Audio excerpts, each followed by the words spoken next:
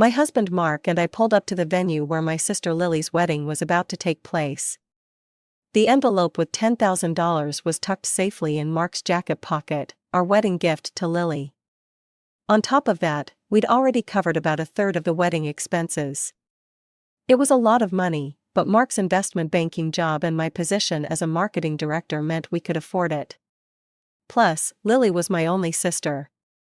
As we walked in, I spotted my parents immediately. Mom was fussing with Dad's tie while he pretended to be annoyed, but I could see the smile playing at his lips. They looked radiant. That was the only word for it. Mom's face was practically glowing with happiness, and Dad looked 10 years younger. Something twisted in my gut. I couldn't remember them looking this happy at my wedding 5 years ago.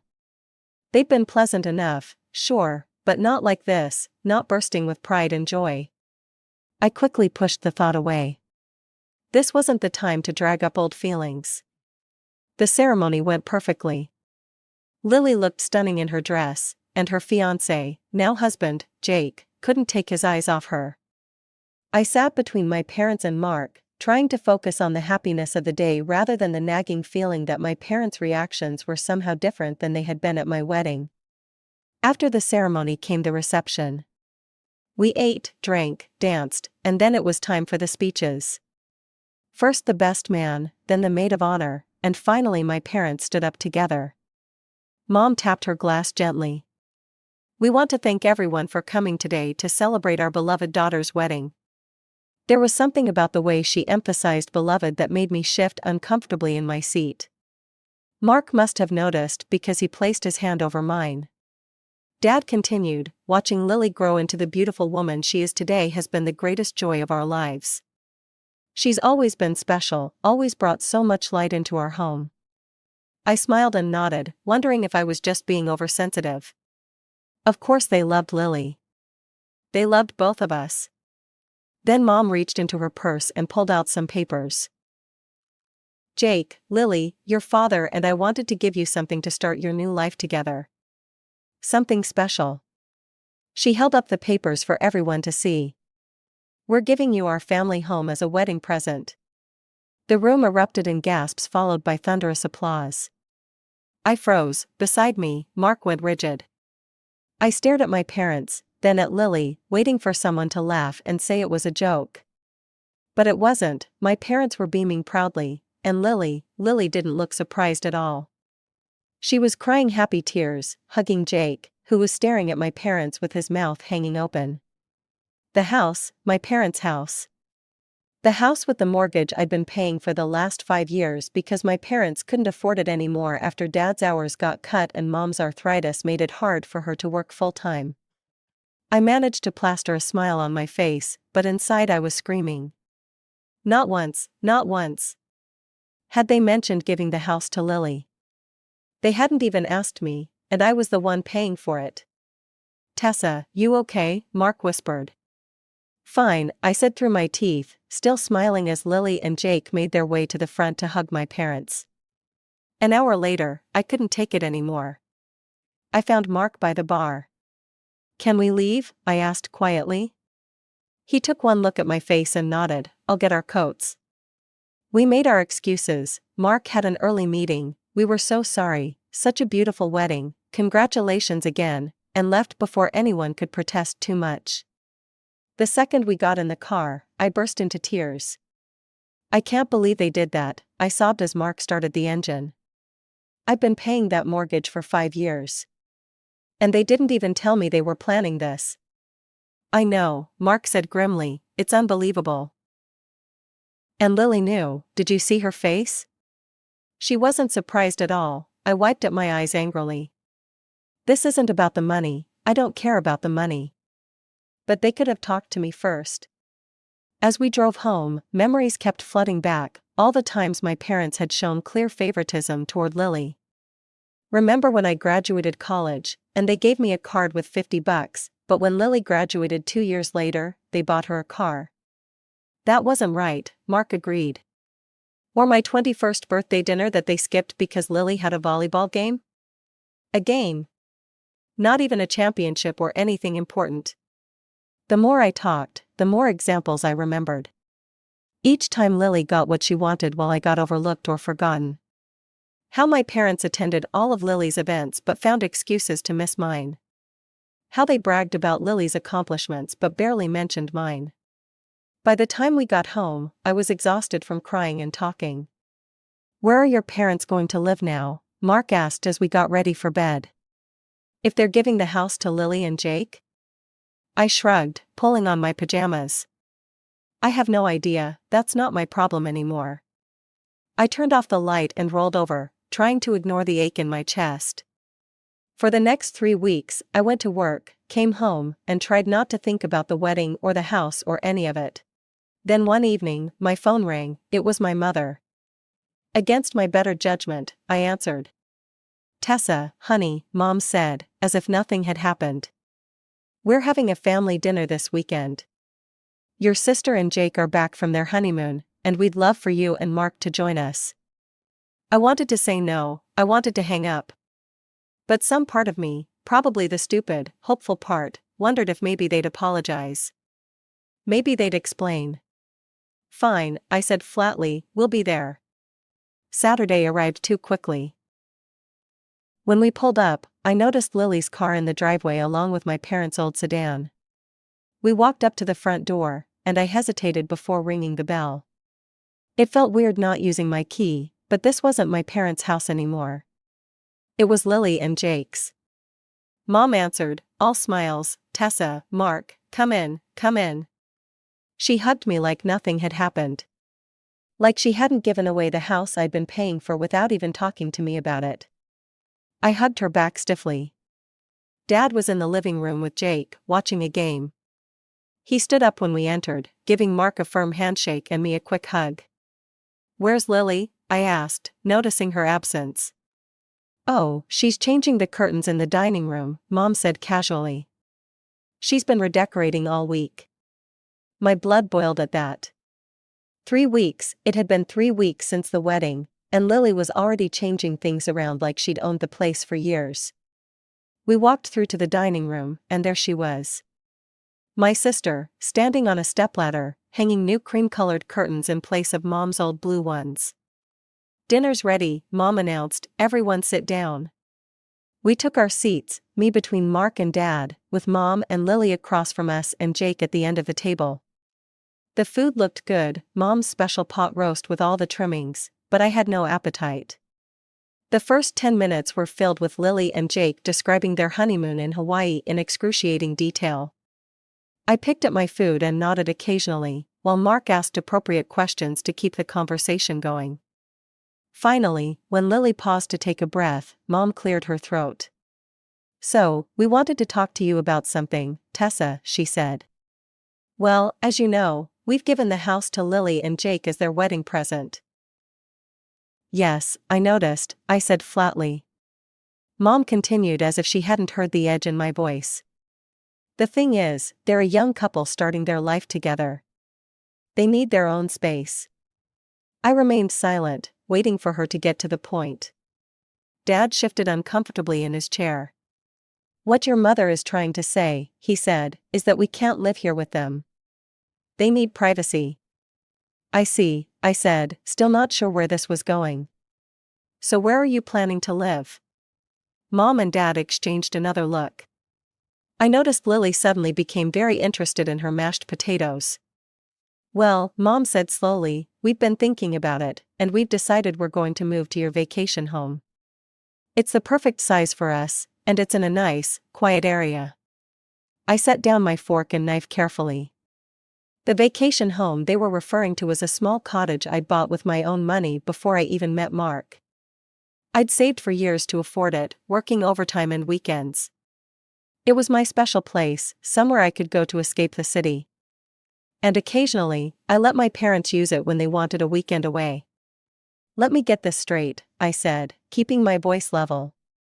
"You gave your house, the house I've been paying the mortgage on for 5 years, to Lily. And now you think you're going to move into my vacation home? Without even asking me first?" "Tessa," Dad said, frowning, "be reasonable. Where else are we supposed to go?" "That's not my problem," I said, "you had a house. You gave it away without consulting me, even though I've been paying for it. And now you expect me to just hand over my vacation home to you? It's not like you use it that much, Lily chimed in. I turned to her, unable to hide my anger now. Are you serious right now? It's my property, I bought it with my money. I get to decide who uses it and when. Mom's face had gone pale. You can't mean, you're not saying no, are you? That's exactly what I'm saying, I replied, no. You are not moving into my vacation home, not now, not ever. The table fell silent, then Mom's face crumpled. How can you do this to us, she cried. After everything we've done for you. We're your parents. Yes, and as my parents, you might have thought to discuss this with me before giving away a house I was paying for and deciding to take over my property. You don't have the right to refuse us, Mom said, her voice rising. We have nowhere else to go now. You actually have your house, I pointed out. The one I've been paying the mortgage on for 5 years. But you gave it to Lily, so now it's your problem to figure out where to live. Lily slammed her hand on the table. God, you're so cruel and greedy. You've always been jealous of me because Mom and Dad love me more. You've always been envious of our relationship. I stared at her, stunned by her outburst. Then I turned to her, suddenly calm. If Mom and Dad love you so much, and you love them so much, then why don't you let them live here with you? This is a 4-bedroom house, plenty of room. Lily's mouth snapped shut. She looked away, suddenly finding her plate fascinating again. That's not the point, she mumbled. Jake and I need our privacy. And I need my vacation home, I countered. Sounds like we both have needs. My parents started talking over each other, telling me how wrong I was, how disappointing, how selfish. I stopped listening. I stood up and picked up my purse. Mark, I think we're done here. The next day, my phone exploded with messages and calls from my parents and Lily. I ignored them all. Some called me selfish, some begged me to reconsider, some tried to guilt-trip me with reminders of everything they'd supposedly done for me over the years.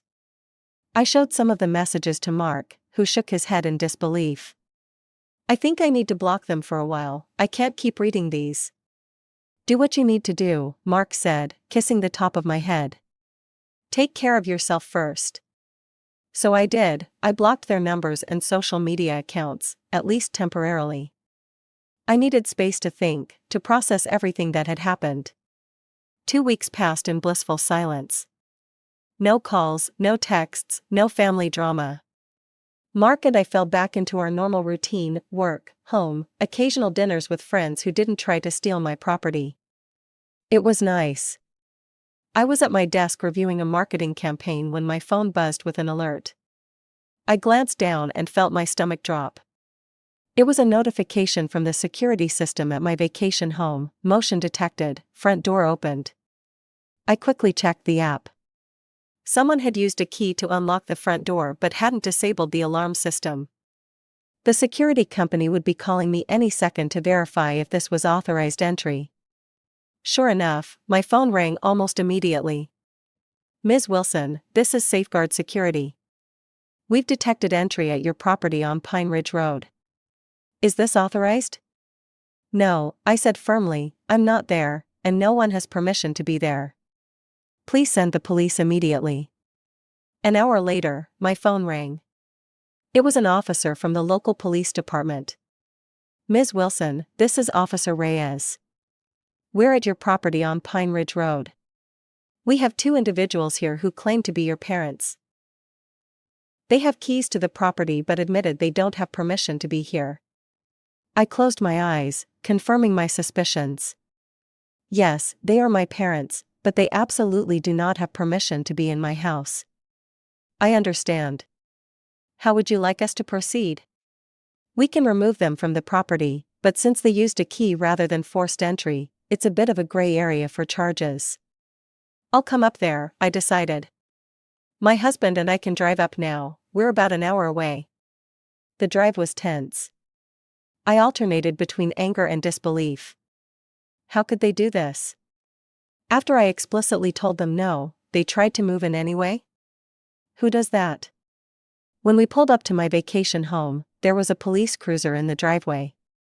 2 officers were standing outside, and sitting on the front porch steps were my parents, looking miserable. Several suitcases and boxes were piled beside them. My father stood up when he saw us. "Tessa, thank God you're here. Tell these officers there's been a misunderstanding."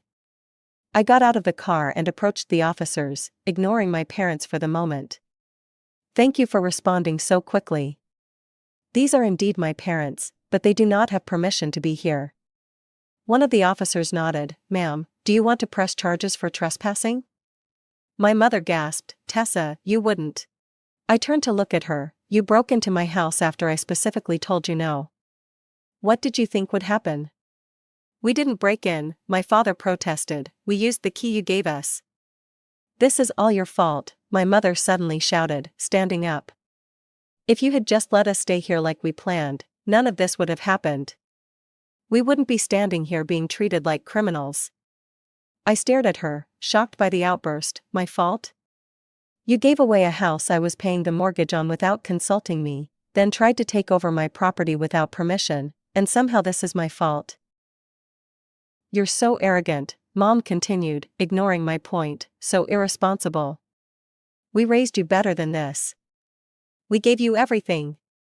"Mom, stop," I said, my voice low. "You're embarrassing yourself. You and Dad just tried to break into my house to move in after I explicitly told you no. And now you're standing here, in front of police officers, yelling at me about how I'm being irresponsible?" That seemed to get through to her. She abruptly closed her mouth, but her eyes were still full of indignation. I turned back to the officers. "I'd like a word in private, please." We stepped away from my parents and Mark. "Look, I don't want to press charges against them," I said quietly. "They're still my parents, even if they're being absolutely ridiculous right now. But I can't have them staying here either." The officer nodded. "We understand family situations can be complicated. We can take them to the station for a few hours, give them a stern warning about trespassing, then release them. Sometimes a few hours in a holding cell can be a good reality check." I considered this. That might be the wake-up call they need. "Yes, please do that." I walked back to where my parents were sitting. "The officers are going to take you to the police station for a few hours. I'm not pressing charges, but I want you to understand how serious this is. You cannot just move into someone's house without permission, even if you're family." The car with the police and my parents left. While we waited for the locksmith, I arranged for my parents' belongings to be taken to a nearby storage facility. I paid for 1 month and texted the details to my sister, since my parents' numbers were still blocked. The locksmith arrived and changed all the locks. By the time we left, the house was secure again. On the drive home, I felt drained but also strangely liberated. For the first time in my adult life, I had stood up to my parents' manipulation and refused to be taken advantage of. "What do you think they'll do now?" Mark asked as we neared our apartment. "Probably go crying to Lily," I guessed. "She can deal with them, she got the house, she can take the responsibility that comes with it." I wasn't naive enough to think this was over, though. Knowing my mother, she would find a way to make me look like the villain in all this. She always did. I was right. A week later, I opened Facebook to find a long, dramatic post from my mother. It had already gathered dozens of sympathetic comments from relatives and family friends. "Today I learned what it means to be abandoned by your own child," it began. "My husband and I, in our golden years, have been cast out like unwanted pets. Our eldest daughter Tessa had the police remove us from her vacation home like common criminals, leaving us with nowhere to go." The post went on, conveniently leaving out the fact that they had given their house to Lily, that I had been paying their mortgage for years, and that they had tried to move into my vacation home against my explicit refusal. As I scrolled through the comments, people calling me heartless, cruel, ungrateful, something inside me snapped. I started typing my own post in response. It was time for everyone to hear the whole truth. I've stayed silent about family matters until now, but since my mother has chosen to make our private issues public, I feel I need to share my side of the story. Here are the facts that were conveniently left out of my mother's post. For the past 5 years, I have been paying the mortgage on my parents' house because they couldn't afford it due to health issues and reduced work hours. I did this willingly because they're my family and they needed help. 3 weeks ago, at my sister Lily's wedding, which I also helped pay for, my parents announced they were giving their house, the one I'd been paying for, to my sister as a wedding gift. They did this without consulting me or even giving me a heads up. When I finally spoke to them after the wedding, they informed me that they had planned to move into my vacation home, again, without asking me first. They had apparently worked this all out with my sister before her wedding. She would get their house, they would take my vacation property. When I refused to let them move into my vacation home, they attempted to move in anyway. They used a spare key I had given them for emergencies and triggered the security system. That's why the police were involved. I didn't have them arrested, despite what my mother's post suggests. I did have the police remove them from my property because they were trespassing. I then paid for a storage unit for their belongings.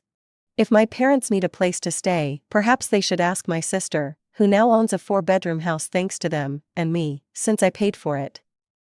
I added a final paragraph. I've always done my best to help my family, but I won't be taken advantage of or painted as the villain for refusing to give up my property after already paying for theirs. Family goes both ways. It's about mutual respect, not just taking whatever you want because we're family. I hit post before I could second guess myself. Mark read it over my shoulder and gave me a thumbs up. The response was immediate. Comments started rolling in, from cousins, aunts, uncles, even some of my parents' friends. But unlike the comments on my mother's post, these were supportive. I had no idea you were paying their mortgage. That's so unfair of them. Wait, they gave away a house you were paying for? I should have felt vindicated, but mostly I just felt tired. This whole situation was exhausting, and broadcasting it publicly didn't exactly feel great, even if I was just defending myself. 2 days later, my cousin Jessica called me. "Hey, I wanted to check on you," she said. "Your parents tried to go back to their house, Lily's house now, but she wouldn't let them in." I sat up straighter. Seriously? Yeah, apparently she told them it's her house now and there's no room for them. They're staying in some crappy apartment now, and your mom had to go back to working full-time to afford the rent. I didn't know how to feel about that. Part of me thought they deserved it, this was the situation they had created for themselves. But another part of me still felt a pang of sympathy. They were still my parents, even if they had treated me unfairly. After we hung up, I told Mark what Jessica had said. "It's just karma," he remarked. Yeah, I agreed, but I don't feel as satisfied as I thought I would. That's because you're a good person, Tessa. Unlike some people we could mention. Over the next few weeks, my parents tried to contact me several times. I saw their names on my phone but couldn't bring myself to answer. I wasn't ready. The hurt was still too fresh.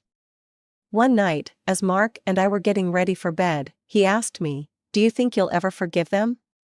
I thought about it, maybe someday, not for their sake, but for mine. Carrying around all this anger isn't healthy. And Lily? I sighed, that's more complicated. She knew what they were planning, she was part of it. And then she turned them away when they needed her. At least you know where you stand now, Mark said, pulling me close. No more illusions about who's important to them and who isn't. He was right. As painful as this whole experience had been, it had torn away the pretense. I'd spent years trying to win my parents' approval, trying to be as special as Lily was to them. Now I knew that was never going to happen, and strangely, that knowledge was freeing. The next morning, I saw another call from my mother. This time, I let it go to voicemail. Tessa, her voice was different now, smaller, less demanding. We made a mistake, a big one. I know you're angry, and you have every right to be. But please call us back, we need to talk. I deleted the message without calling back. Maybe someday I'd be ready to hear their apology, if that's what they were offering. Maybe someday I'd be ready to have them back in my life, on new terms with clear boundaries. But not today.